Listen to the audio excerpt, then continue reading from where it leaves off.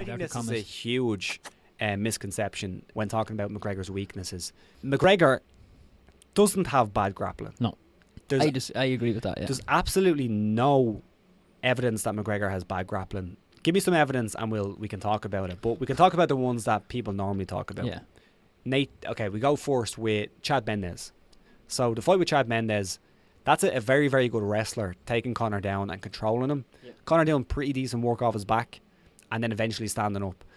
Many, many great grapplers have been controlled by excellent wrestlers. I don't think that's really any information we can go on to say that McGregor has poor grappling. Yeah, like, let's have it right. Chad Mendes is going to take most guys at 145 down. He's a high-level wrestler. Yeah. And he's gonna control them for a period of time.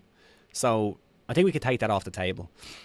Let's look at Max Holloway in terms of McGregor's good wrestling and his good grappling. Max Holloway at the time wasn't the best grappler, wasn't the best wrestler, but I think we saw some bits and pieces from McGregor's ground game and his takedowns that clearly he's capable there. Like, I mean, he's not bad. Then you can look at, say, the Nate Diaz fight. The first Nate Diaz fight submits Conor McGregor, so like obviously there's a problem there. But let's be honest, Conor McGregor got absolutely smacked out of it on the feet.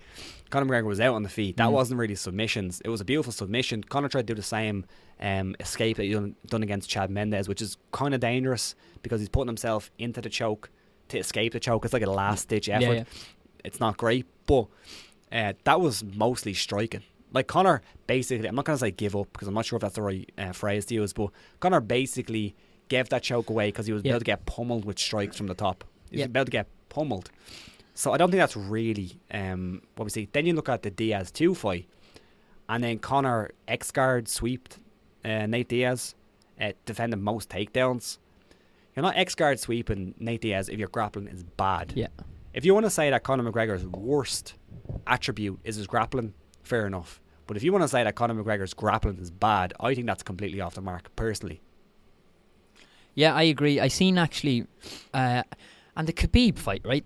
He did well in that Khabib fight. Fine in that fight. Like, as in, I forgot to talk about that Khabib is going to take every fighter at probably 170 and below down at some point. He's going to get you, because he just so aggressively pursues a takedown. But McGregor defended pretty well. Yeah. And if you believe what he says about his training and his camp, he done damn well considering.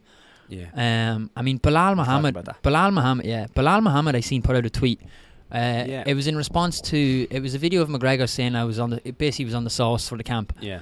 And Bilal said, well, maybe if you weren't drinking you could have defended takedowns. Yeah. I think that's a really lazy line. Yeah. Because he done all right. He done pretty well in that fight. He done okay. I don't think there was any his grappling in that fight was anything to be ashamed of. That's the thing. Like, I think a lot of MMA fans, especially with guys who are as polarizing as, say, McGregor and other people, they look at it as like this weird zero-sum game of it's either you have great grappling or you have terrible grappling.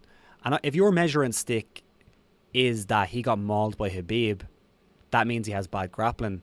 That's a terrible measuring stick, because then you can look at everyone that Khabib has mauled, like Dustin Poirier, and say Dustin Poirier has bad grappling. Dustin Poirier does not have bad grappling, and I don't think anybody would say that.